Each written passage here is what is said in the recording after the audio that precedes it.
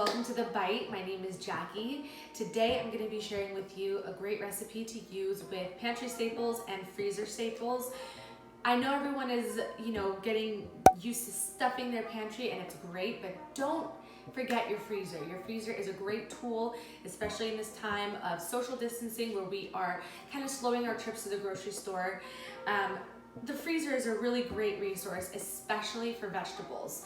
Today we're utilizing frozen peas, which are one of my favorite because they can go in just about everything, and it's a little something green. I know it's not the most vegetable-y vegetable there is, but it's something green that I feel good feeding my family, and especially my daughter who loves this meal. We're making Basella, and Basella is basically like braised peas almost, and we put it over rice.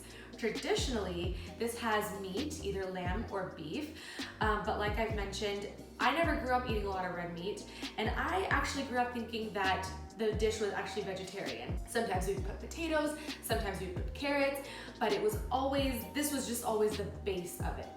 It wasn't until I was like 20 years old that I realized that this dish was supposed to have meat. So today I'm sharing this with you, and I hope you find it useful, especially nowadays, or even if you're a college student, you just want something inexpensive and delicious and just hearty, like homey feeling. So let me show you what you're gonna need. I have here some frozen peas. If you can, get the petite frozen kind. I just feel like they have a better bite to them and they're not as grainy as the larger peas. I have one onion chopped up and 1 clove of garlic. You can use more than 1 clove, 2, 3, whatever. I have allspice, nutmeg, and coriander, some tomato paste, some salt, pepper, water, and olive oil. Really basic ingredients. The tomato paste can either come from a can or a tube, or if you have a small little 8-ounce can of tomato sauce, not marinara, but just tomato sauce, that would work just as well.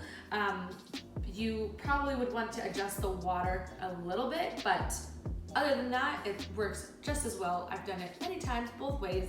So let's head to the stove and start cooking.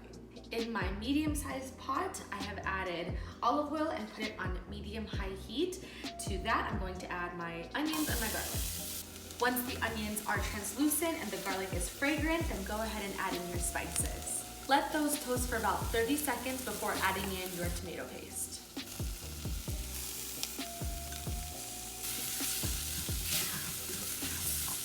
At this point, everything is well combined, fragrant, and looking good, and we can go ahead and add our peas.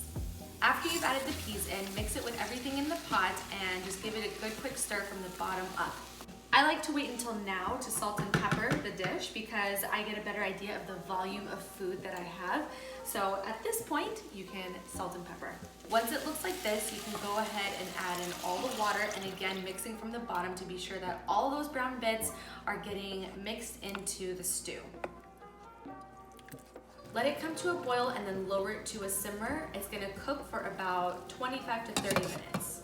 So we always eat Basella with Ruz W Sharieh. I have a video for that, and it's basically a rice pilaf with toasted vermicelli noodles. These are the vermicelli noodles. They come in like little nest shapes, and we just crack it with our hands so that it forms little strands kind of like this. It is kind of resembles angel hair pasta, so if you have that, you could probably break those up into little pieces and do the same thing. What I'm gonna do is rinse out this rice really, really well, and I'm not really gonna go over this like in depth because I have a video on it and I'll link it up here and in the description box, but I'm just gonna rinse this rice really well until the water runs clear. Normally I use butter, but I'm gonna use olive oil, and then salt, which is back there, and then I toast these first before I cook the rice with it. So toasting these with olive oil, adding the rinsed rice and salt, and letting it cook just like normal rice. Once this is done, the Basella should be done at that point. So I'm gonna get to it.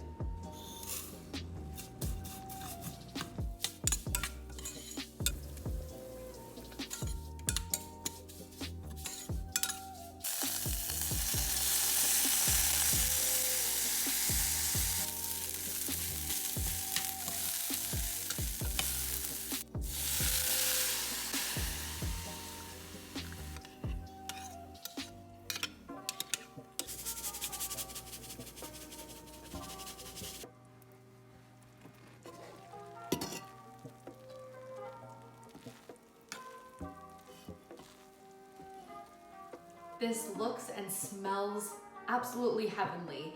You don't have to make this kind of rice, but it is the traditional way that we eat this, but it can totally be just plain white rice. I'm gonna serve myself up, so what we normally do, so you can either do side by side, which I always did as a kid, or you can just put the rice and then the Basella right on top of the rice. I think I'm gonna do that today. The fluffy Ruz W Sharieh, it's delicious. This is the kind of food that we would call tablespoons, meaning like food that warms the soul. You know, it's food. It's not like little snacky food, it's food. I don't know how else to describe it. If anybody has a better definition for tablespoons, let me know in the comments. This is, I'm salivating. By the way, this is totally kid friendly too. Nadia is all about that Basella life.